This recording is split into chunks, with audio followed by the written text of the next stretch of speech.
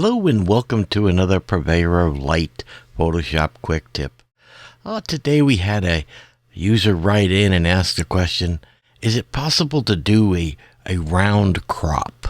Because no matter how they try with the crop tool, everything comes out either rectangular or square, and there was no way to do a circular cropped. And I said, okay, this would be a good one for today. So let me show you how easy it is to do a circular crop within Photoshop. Okay, so just to cover what the guy was saying here, if I go to the crop tool, I have ratios, to how to decide how to crop it. But no matter what I do, it's going to be square or rectangular. There's no option for rectangular. Okay, so that's what he's talking about. So what we're going to do is we're not going to use the crop tool. Okay. The first thing we're going to do is duplicate our background layer, Command or Control J. And then I'm going to come up to the tool and I'm going to look for the frame tool. Okay.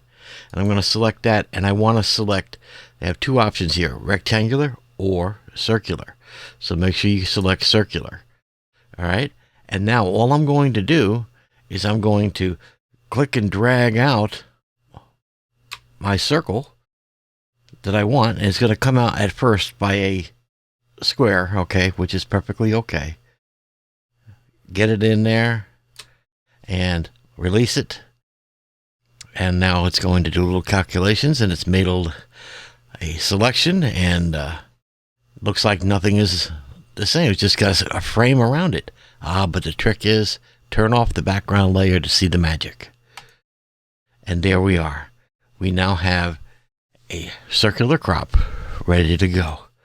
Okay, and now if you turn around and you use the crop tool, you can actually just crop it to the size that you want and save it as a PNG so you preserve the transparency, and there you go.